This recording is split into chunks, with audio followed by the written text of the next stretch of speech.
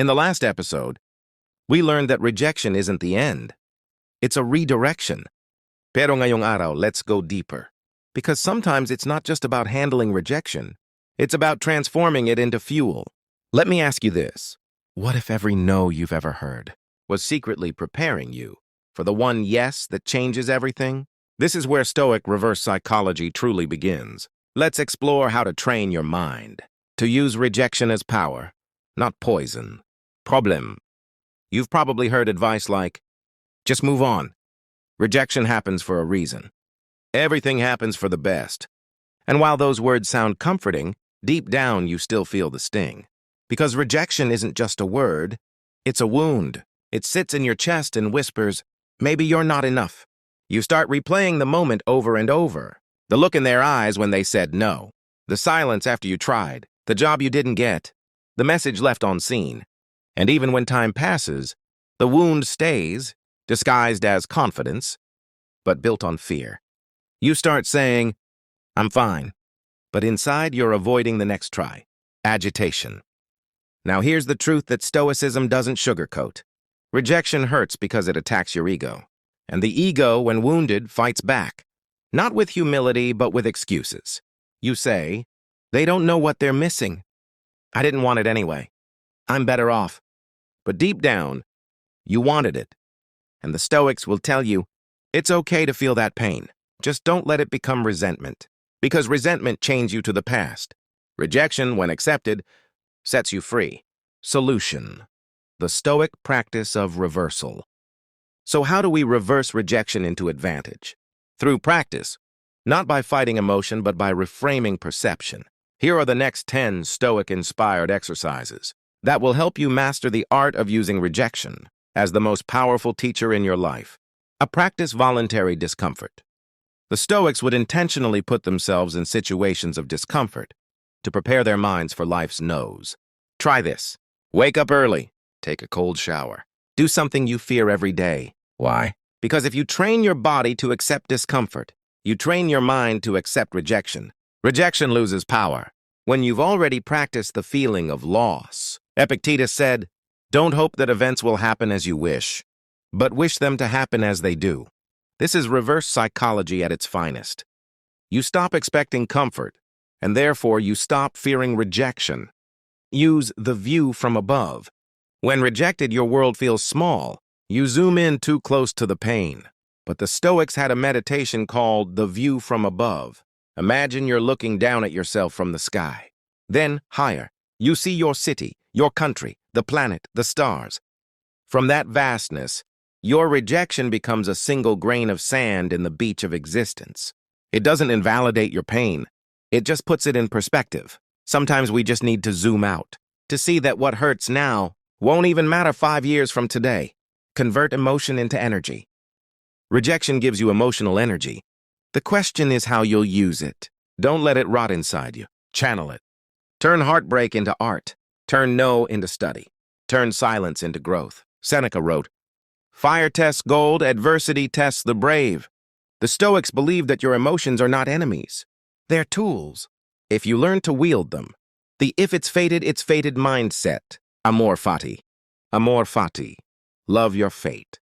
When you get rejected, don't just accept it. Love it. Because if it's part of your fate, then it's part of your growth. Every rejection adds texture to your story. It makes the victory later mean something. Reverse psychology says, instead of fearing rejection, expect it. And use it as confirmation you're aiming high enough. Because only those who dare greatly risk rejection deeply. Write a letter you'll never send. Stoic journaling was therapy. Write down the rejection, every detail. What happened, how it felt, what you wish you could say. Then end with this sentence. Thank you for teaching me this lesson. You don't have to send it. You just have to release it. Because sometimes closure isn't given. It's written. And ask, what can I control? This is the Stoic foundation. In every situation, draw a mental line. Things I can control. Things I can't. You can't control someone's decision, but you can control how you respond. You can't control the opportunity lost, but you can control your preparation for the next one. Once you separate what's yours from what's not, you stop drowning in what-ifs and start swimming toward what is. Visualize the next step, not the what-if. The mind loves to replay rejection scenes like a movie that never ends. But the Stoic practice of premeditatio malorum, imagining worst-case scenarios, wasn't to dwell on pain. It was to prepare for action. So instead of saying, "What if it happens again?" ask, "What's my next move if it does?" Shift from fear to foresight, from paralysis to preparedness. The mind that expects rejection can never be defeated by it. Turn rejection into a teacher. Treat rejection like a mentor, not an enemy. After every no, ask yourself, what truth is this teaching me? Maybe your timing was off. Maybe your purpose wasn't clear. Maybe you were chasing validation, not growth. Rejection doesn't destroy dreams. It refines them. The empty chair technique. Sit down. Place an empty chair in front of you. Imagine your rejection sitting there, a personified version of the no you received. Then talk to it. Ask it what it's trying to tell you. It might say, "I was protecting you. I was testing your patience. I was showing you your blind spots." Rejection always speaks, but only the calm mind listens. Serve, don't seek. This is where true Stoic peace begins. The moment you stop seeking approval and start serving purpose, rejection stops hurting. Marcus Aurelius said, "Waste no more time arguing what a good man should be. Be one." Stop proving your worth. Start being it. Serve your craft. Serve your growth. Serve your truth. When your life becomes service, rejection becomes irrelevant. The proof, the stories of reversal. Let's look at real people who turned rejection into mastery. Thomas Edison. He failed thousands of times before creating the light bulb. When asked how he handled rejection from investors, he said, "I didn't fail 1,000 times. I found 1,000 ways that didn't work."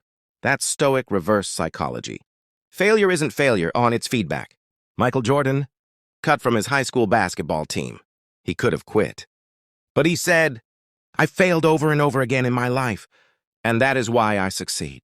Rejection taught him consistency, not resentment. Nelson Mandela, 27 years in prison, rejected by freedom itself. But instead of hatred, he chose harmony. That's Stoic acceptance, turning pain into purpose. You, yes, you, the person watching this right now, every time you survived a heartbreak, every time you kept going after being ignored, you practiced Stoicism without even knowing it. You already know how to turn pain into power. You just forgot. This is your reminder. You are already stronger than your last rejection. Call to action. Choose your response. Now here's your final Stoic challenge. Think of one rejection you still carry. The one that shaped your confidence, your fear, your story. Got it? Now say this line out loud. This rejection did not break me. It built me. Breathe that in. Because the moment you reframe rejection, you reclaim your peace. Remember, the Stoics didn't seek a life without pain. They sought the power to face pain with peace. So when the world says no, whisper back, "Thank you. That's exactly what I needed." The Stoics remind us, we suffer more in imagination than in reality. But if you can face rejection with calm and clarity, then nothing can truly reject you again. Because in the end, rejection doesn't mean you're not enough. It means you're ready to evolve. If this message resonated with you, comment below, "Amor fati." I love my fate.